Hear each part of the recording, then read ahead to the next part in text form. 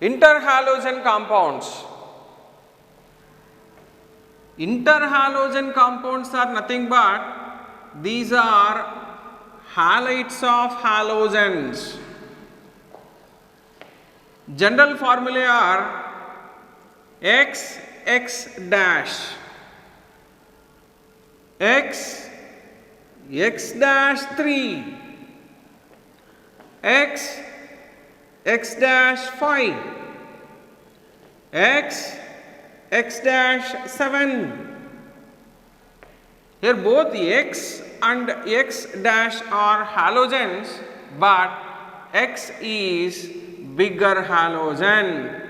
This is more electropositive halogen.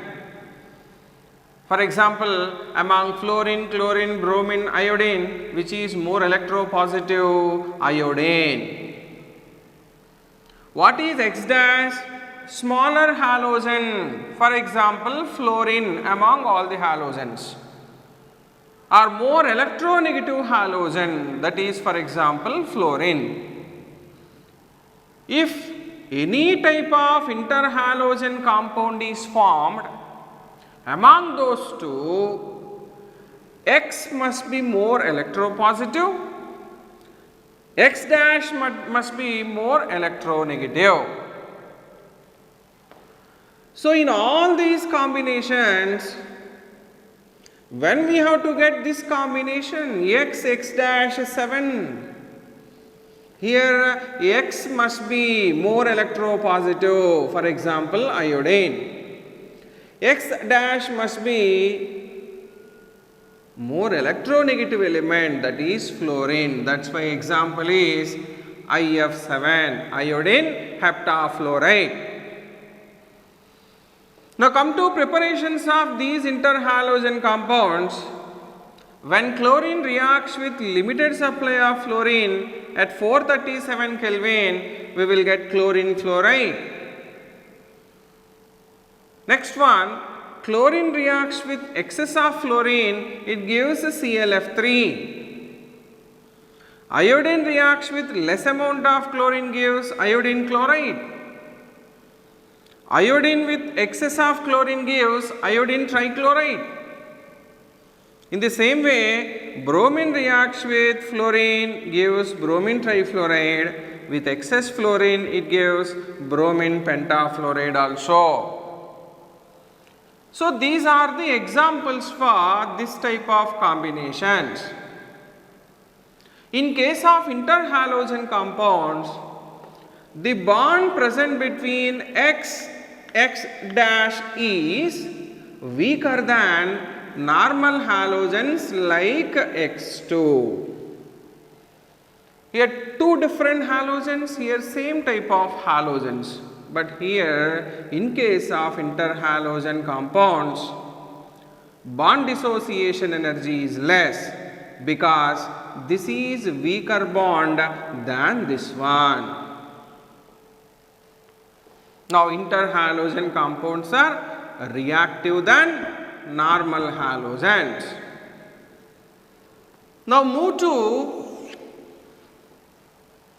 structures of especially these three types of interhalogen compounds. For example, X dash 3. For this combination example is ClF3. What is central atom here? Chlorine. Chlorine belongs to 17th group. What is the formula to identify hybridization?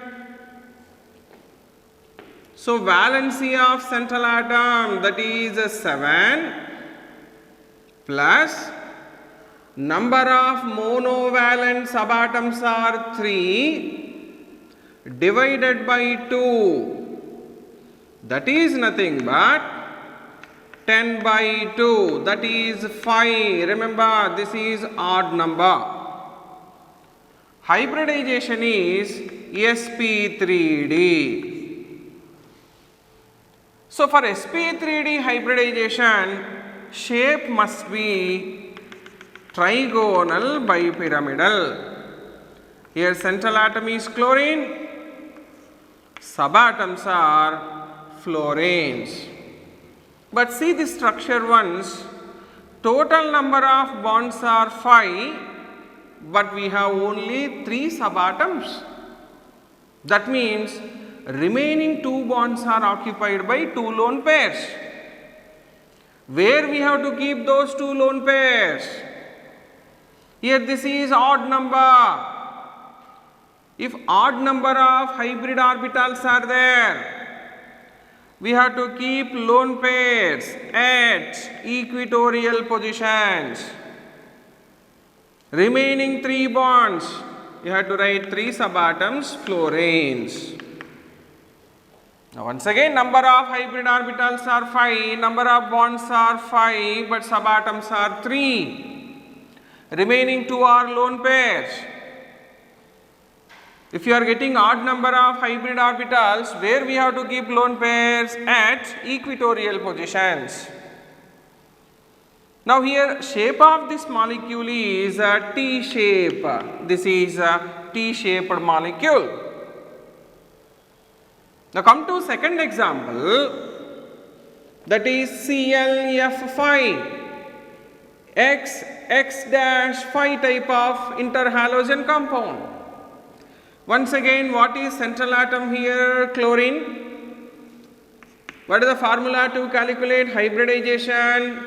Chlorine, central atom belongs to 17th group. That's why number of valence electrons 7 plus number of monovalent subatoms are 5 divided by 2. That is equal to 12 divided by 2. That is 6. So here 6 is even number. Hybridization is sp3d2. Shape of sp3d2 must be octahedral. Now here central atom is chlorine. This octahedral shape contains total number of bonds 6. But how many subatoms here? 5. That means 1 lone pair is available. Where we have to keep that lone pair? At axial position, because this is even number.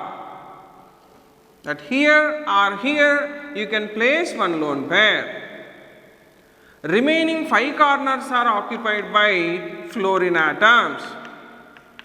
That's why shape is called square pyramidal. Now move to last example, that is IF7 type for X-7. Here central atom is iodine, it belongs to 17th group, that's why 7 valence electrons. Number of monovalent subatoms also 7 by 2. So total 14 by 2. That means 7. This is odd number. Here hybridization is sp3d3. Now shape must be pentagonal bipyramidal. So this is pentagon, central atom is iodine, and these 2 bonds are different. Now we have total 7 bonds, 7 subatoms, that's why no lone pairs here. That's why shape remains same. This is pentagonal bipyramidal, and this is the structure of IF7.